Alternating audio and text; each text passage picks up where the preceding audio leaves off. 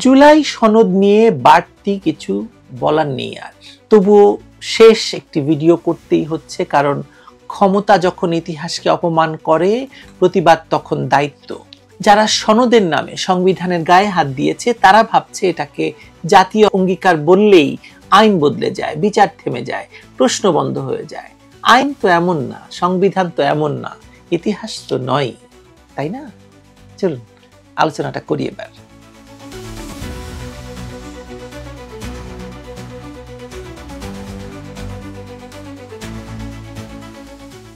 বাংলাদেশের সংবিধান নিয়ে বেশ ঘাটাঘাটি করছিলাম। আমি দেখতে চাচ্ছিলাম যে জুলাই সনদ আসলে কি এবং সেটা সংবিধানের ভেতর নাকি বাইরে, মানে কিভাবে এটি হলো, কি করা যায় তাতে।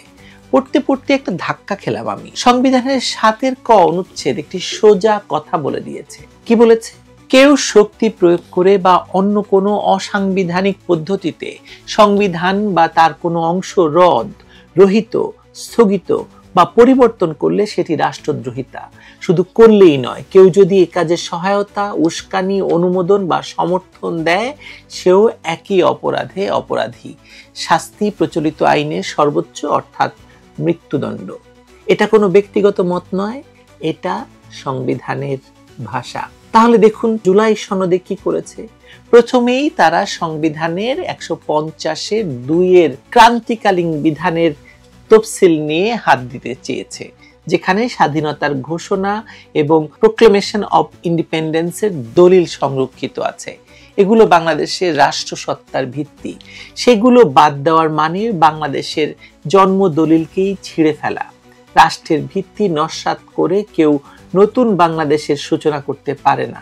সংবিধান কেবল আইন নয়, জাতির অস্তিত্বের অংশ বা রেকর্ড। তারপরও তারা বলছে সংবিধানের ৪ মূলনীতি: গণতন্ত্র, সমাজতন্ত্র, ধর্মনিরপেক্ষতা এবং জাতীয়তাবাদ পরিবর্তনযোগ্য, এবং কেউ আদালতে এই বিষয়ে প্রশ্ন তুলতে পারবে না। এই আদালতে যাওয়া যাবে না ধারাটি আসলে পুরো জুলাই সনদের সবচেয়ে বিপজ্জনক অংশ। আদালতে যাওয়ার অধিকার তো মৌলিক অধিকার, সেটি কেড়ে নেওয়া মানে রাষ্ট্রকে আইনের ঊর্ধ্বে তোলা। এভাবে নাগরিকের বিচার প্রার্থনার অধিকার রুদ্ধ করে যে ব্যবস্থাকে প্রতিষ্ঠা করা হচ্ছে, সেটি গণতন্ত্র নয়, সেটি কর্তৃত্ববাদ, ভয়ঙ্কর কর্তৃত্ববাদ। এর সঙ্গে এসেছে দায় মুক্তির ধারা, যা অপরাধকে বৈধ করার উপায়। বিবিসির রিপোর্ট বলছে শেষ মুহূর্তে এই দায় মুক্তি যোগ করা হয়েছে। আন্দোলনের সময় যারা সহিংসতায়, হত্যা, অগ্নিসংযোগ বা লুটপাটে জড়িত ছিল, তাদের জন্য দায় মুক্তির ঘোষণা দেওয়া হয়েছে। অথচ একই ঘটনায় অন্য পক্ষের বিরুদ্ধে বিচার চলবে। একই আইনে এক দলের অপরাধ ক্ষমাযোগ্য, আর এক দলের অপরাধ অমার্জনীয়। এমন অন্যায় কোনো সাংবিধানিক দেশে টেকে না। ইতিহাসও তা প্রমাণ করে। ১৯৭৫ সালের ইন্ডেমনিটি অধ্যাদেশ, ১৯৭৪ সালের রক্ষী বাহিনীর দায়মুক্তি, ২০০৩ সালের ক্লিন হার্ট আইন দায়মুক্তি সবশেষে আদালতেই বাতিল হয়েছে, কারণ আইনের শাসনের কাছে দায়মুক্তি টিকে না। আজ যারা জুলাই বীর নামে দায়মুক্তি পেয়েছে, আগামীকাল তারা আদালতে অভিযুক্ত আসামি হিসাবে দাঁড়াবে। আমি দেখতে পাচ্ছি সেটা। এই সনদ তৈরির প্রক্রিয়াও কিন্তু বৈধ নয়। জাতীয় ঐকমত্য কমিশন নামে যে সংস্থা এই সনদ প্রণয়ন করেছে, তাদের প্রতিবেদনে নোট অফ ডিসেন্ট যোগ করা হয়েছে, অর্থাৎ কিছু সদস্য মতভিন্ন জানিয়েছে এবং সেগুলো নথিভুক্ত করা হয়েছে। নোট অফ ডিসেন্ট মানে তো মতানৈক্য। তাহলে এটি কিভাবে ঐকমত্য হলো বলুন? ঐকমত্য মানেতে একমত হওয়া। যেখানে মতভেদ আছে সেখানে জাতীয় ঐকমত্য বলাটা ভাষাগত প্রতারণা। সনদে এই মিথ্যা ঐকমত্যের দাবি ভবিষ্যতের আইনি বিতর্কের কেন্দ্র হবে বলে আমি মনে করছি। আরেকটি মৌলিক প্রশ্ন হলো প্রতিনিধিত্ব। এই সনদে ৩৩টি দল ও জোট অংশ নিয়েছে বলে দাবি করা হয়েছে, কিন্তু এর মধ্যে রাষ্ট্রীয়ভাবে নিবন্ধিত দল মাত্র ২১টি। দেশে বর্তমানে ৫২টি নিবন্ধিত রাজনৈতিক দল আছে, অর্থাৎ সংখ্যাগরিষ্ঠ দল এই প্রক্রিয়ার বাইরে। হিসেব করলে দেখা যায় নিবন্ধিত দলের মাত্র ৪০ থেকে ৪১% এই সনদের অংশ। জনগণের প্রতিনিধিত্ব যেখানে নেই, সেখানে জাতীয় বলা যায় না, আর ঐক্যমত্য তো দূরের কথা। আরো বিস্ময়ের বিষয় হলো এসব দলের অনেকের ভোটার সংখ্যা ৫,০০০-এরও কম। যারা নিজেরাই নির্বাচনে টিকতে পারে না, জামানত হারায়, তারাই এখন সংবিধান নির্ধারণের টেবিলে বসেছে। এটাই আসলে জুলাই সনদের সবচেয়ে বড় সংকট বা আসল সংকট। এটি নির্বাচিত প্রতিনিধিদের দ্বারা নয়, এটি বৈধ নয় এবং প্রতিনিধিত্বমূলক তো নয়, মানে জনগণের গরিষ্ঠ সংখ্যার। আরেকটি হাস্যকর কিন্তু গুরুতর দিক হলো ঐকমত্যের সনদের নামে বিভ্রান্তি। যার নথিতে নোট অফ ডিসেন্ট আছে সেটা কখনোই ঐকমত্য নয়, যে কথা একটু আগে বললাম। এই জাল ঐকমত্য ব্যবহার করে সংবিধানের উপর কাঁচি চালানোর যে চেষ্টা চলছে সেটি ৭-এর খ অনুচ্ছেদের সরাসরি লঙ্ঘন। এই ধারায় স্পষ্ট বলা আছে সংবিধানের প্রস্তাবনা প্রথম, দ্বিতীয়, তৃতীয় এবং একাদশ ভাগের ১৫০ অনুচ্ছেদ সংশোধনের অযোগ্য, অথচ জুলাই সনদ এই জায়গাগুলোতেই হাত দিয়েছে।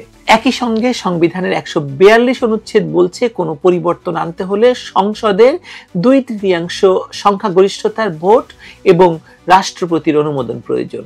এখন দেশের সংসদ নেই, নির্বাচিত সরকার নেই, তাহলে কে সেই বৈধতা দিল? অন্তর্বর্তী সরকার সংবিধান অনুযায়ী কেবল প্রশাসনিক দায়িত্ব পালন করতে পারে, সাংবিধানিক পরিবর্তন নয়। তাই আইনের দৃষ্টিতে সনদটি অবৈধ এবং যারা এটি তৈরি বা সমর্থন করেছেন তারা রাষ্ট্রদ্রোহের আওতায় পড়েন এবং তাদের শাস্তি মৃত্যুদণ্ড। প্রশ্ন আসে, এই সনদ কি জনগণের মৌলিক অধিকার নিশ্চিত করবে? উত্তর হলো না, কারণ এতে জনগণের জীবনের মৌলিক ক্ষেত্রগুলো প্রায় অনুপস্থিত। স্বাস্থ্য, শিক্ষা, শ্রমিক অধিকার, নারী অধিকার যেগুলো নিয়ে আন্দোলনের সূচনা হয়েছিল সেগুলো এই সনদে উল্লেখই করা হয়নি। স্বাস্থ্য কমিশনের সুপারিশ রাখা হয়নি, শিক্ষা কমিশন গঠিত হয়নি, মানে শিক্ষা কমিশন তো গঠন করা হয়নি।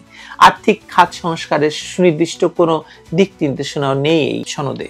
অর্থনীতিবিদ এবং বিশ্লেষকরা ইতিমধ্যে বলছেন এই সনদ সাধারণ মানুষের জীবনে কোনো বাস্তব পরিবর্তন আনতে পারবে না। এর কেন্দ্রবিন্দু জনগণের অধিকার নয়, ক্ষমতার পুনর্বন্টন।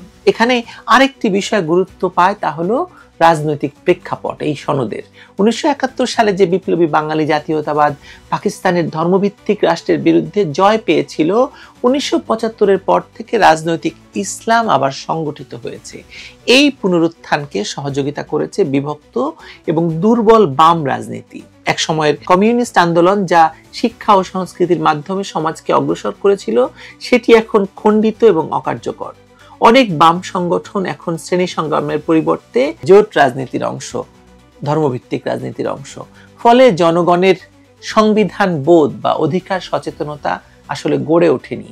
এই শূন্যস্থানেই রাজনৈতিক ইসলামের প্রভাব বিস্তার করেছে। মসজিদ, মাদ্রাসা, শিক্ষা, ব্যাংকিং এবং এনজিও খাতে সর্বত্র আমরা দেখতে পাই ধর্মীয় জঙ্গিবাদের হাত বা ছায়া।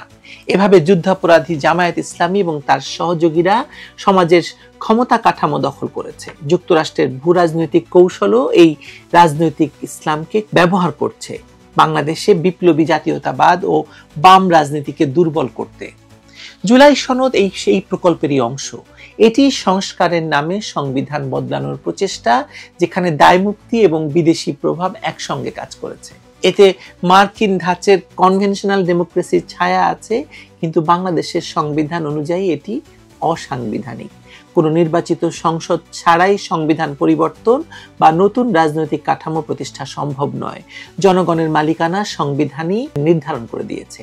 প্রজাতন্ত্রের মালিক জনগণ, কোনো সরকার বা কমিশন নয়। জুলাই সনদের পক্ষে যুক্তি দেওয়া হচ্ছে যে এটি সংস্কার এবং ঐকমত্যের দলিল, কিন্তু এটি বাস্তবে জাতীয় ঐক্য নয়, জাতীয় বিভাজনের নথি। এতে জনগণের প্রতিনিধিত্ব নেই, মৌলিক অধিকার তো নেই, সাংবিধানিক বৈধতাও নেই। বরং এটি এমন একটি দলিল যা ভবিষ্যতের আদালতে রাষ্ট্রদ্রোহের প্রমাণ হিসেবে ব্যবহৃত হবে এবং হবেই। সংবিধানের ৭-এর ক ধারায় যে অপরাধের সংজ্ঞা দেওয়া হয়েছে, এই সনদ সেটার প্রতিটি শর্ত পূরণ করে। প্রণেতা, পৃষ্ঠপোষক এবং স্বাক্ষরকারীরা সবাই একই অপরাধের অংশীদার। তাদের কলমের দাগই হবে প্রমাণ, কারণ সংবিধান বিরোধী ঘোষণায় তাদের নামেই স্বাক্ষর করা হয়েছে বা স্বাক্ষরিত। ইউনুস, আলী রিয়াজ, বদিউল আলম মজুমদার এবং বাকি যারা এই সনদ স্বাক্ষর করেছেন তারা সকলেই একই দোষে দোষী। এখানে ডক্টর ইউনুসের সেই বক্তব্য মনে করিয়ে দেওয়া যায়, মানে করিয়ে দেই আপনাদের। জুলাই সনদের মাধ্যমে আমরা বর্বরতা থেকে সভ্যতায় এলাম। এ কথার মানে দাঁড়ায় বাংলাদেশ বিগত ৫৪ বছর ধরে বর্বর ছিল। যে বাংলাদেশে এই ডক্টর ইউনুস জন্মেছেন, শিক্ষা নিয়েছেন, ব্যবসা গড়ে তুলেছেন, সেই দেশকে তিনি একদিনে বর্বর থেকে সভ্য বানিয়ে ফেললেন। এ ধারণা শুধু রাজনৈতিক দম্ভ নয়, ইতিহাস বিরোধীও। সভ্যতা কোনো কাগজে লেখা যায় না, সেটি গড়ে ওঠে ন্যায় বিচার, জনগণের অংশগ্রহণ এবং সংবিধানের প্রতি শ্রদ্ধায়। সনদে এগুলোর কোনোটি নেই। তার মানে উনি সভ্য হলেন কিভাবে তাহলে? উনি তো অসভ্যই থেকে গেলেন। একটা জঙ্গলি শাসনের মাধ্যমে একটি চোথা জাতির উপর চাপিয়ে দিলেন। এটা সভ্যতা বলে একে, নাকি একেই বর্বরতা বলে? অতএব সংবিধানের আলোকে জুলাই সনদ অবৈধ। এটি জনগণের মালিকানার ধারণাকে অস্বীকার করে, মৌলিক কাঠামো ভাঙে, আদালতের উপর নিয়ন্ত্রণ আরোপ করে এবং দায়মুক্তি দিয়ে অপরাধকে বৈধতা দেয়। এর প্রতিটি ধারা রাষ্ট্রদ্রোহের সংজ্ঞার মধ্যে পড়ে। একদিন যখন আইনের শাসন পুনরুদ্ধার হবে, এই সনদই আদালতের প্রধান প্রমাণ হিসাবে থাকবে। এতে আছে সংবিধান ভাঙার স্বীকারোক্তি, আদালত বন্ধ করার ঘোষণা, দায়মুক্তির বীজ এবং প্রতিনিধিত্বহীন রাজনৈতিক কৌশলের রেকর্ড। সংবিধান কোনো ব্যক্তির সম্পত্তি নয়, এটি জনগণের অধিকারপত্র। তাই জুলাই সনদ একদিন শুধু একটি ভুল রাজনৈতিক দলিল হিসেবে নয়, রাষ্ট্রবিরোধী অপরাধের সাক্ষ্য হিসাবেও পড়া হবে। তখন এই সনদই হবে তাদের মৃত্যুদণ্ডের প্রধান প্রমাণ। মানে তাদের মৃত্যুদণ্ড নিশ্চিত করার জন্য এই জুলাই সনদটি আসলে মূল ডকুমেন্ট হিসাবে আদালতে গৃহীত হবে। আপনারা দেখে নেবেন, মিলিয়ে নেবেন। ভালো থাকুন আপনারা সবাই।